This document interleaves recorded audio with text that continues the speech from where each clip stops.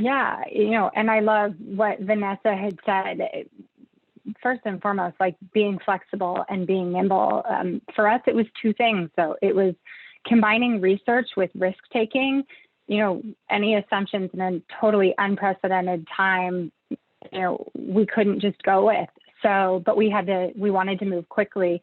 So taking some of the research that we were going to invest in anyway, shifting that a bit, and then making sure we took some leaps. The digital space is brilliant for that. Like you can get immediate feedback, and then if you're willing to shift whatever plan you had or double down, can make all the difference in the return. And second, and I'll pony back on what Jeremiah had said, for us as a purpose-driven brand, it was leading with that purpose. This is not a time for selling. This was a time, for showcasing the type of brand values that we possess, and our fabulous founder team, lives that, whether it's, Jen Garner, John Fork, or Ari Raz, or Cassandra Curtis. And so we actually partnered with Save the Children around emergency food relief and launched a new product based off of, our founder Jen's family recipe, ingredients from her farm and family farm in Oklahoma. Because we really wanted to see and put action behind that leading with purpose, where proceeds went back to Save the Children's efforts. And I go back to that research and testing.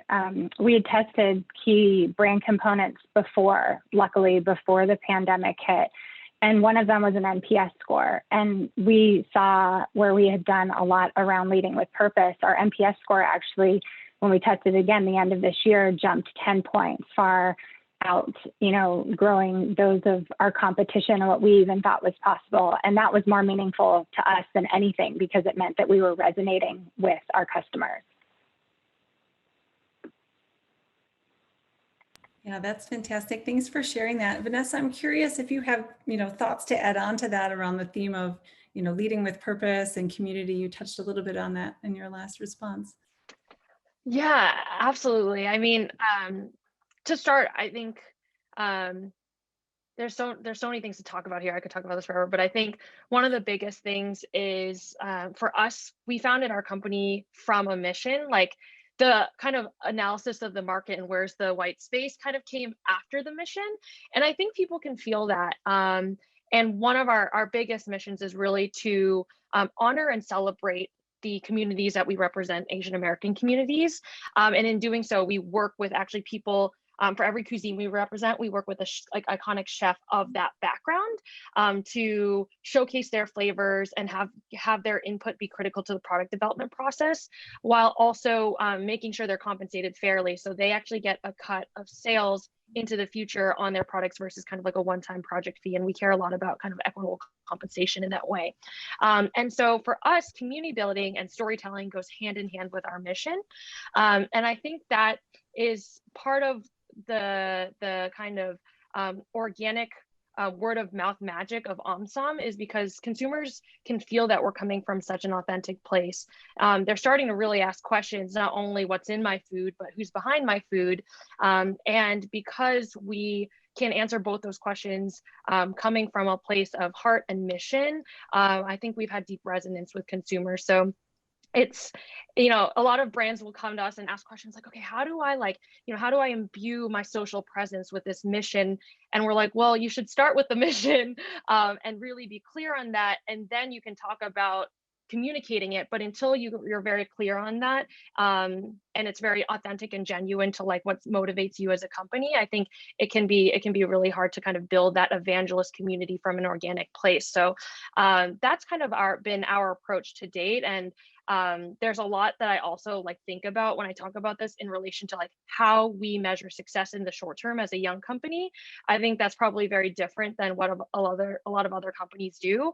And I think that the goal for us is really to build a long-term withstanding brand. And so that to us starts in the early days with a strong evangelist community, like of OMSOM ride or dies that we are building now and we're investing in now in service of long-term value creation. So yeah, I also can talk about all of that, but I'll just pass it off to someone for now.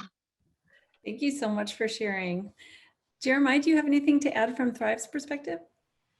I mean, I could echo a lot of what's already been said. We have some amazing fellow mission-driven folks here, which is incredible. So I think a lot of our opportunity was the age-old right place, right time. Fortunately, because the events of the world were so aligned with the broader mission that we were trying to serve, we happened to be in that place. We also, um, as our founding team likes to say, we're positioning ourselves to get to, 1 billion members and have, a really broad reach. So we had already been building out that infrastructure to support rapid growth. Obviously, again, we never anticipated the type of rapid growth we would have.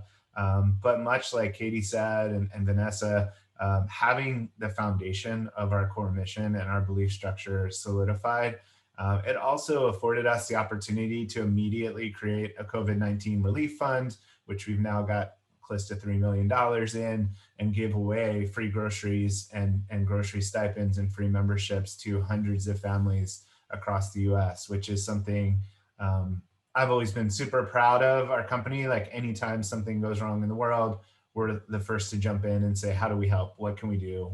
This is a really challenging time. And so I think, again, having that foundation and knowing who you are in your soul and what you're trying to do in the world allows you to react and respond quickly, both to serve your customers, but also to do greater good in the world. And so that was a really amazing moment of growth for our company too. It's like knowing we were ready for, quote unquote, worst case scenario to react and respond in a positive way.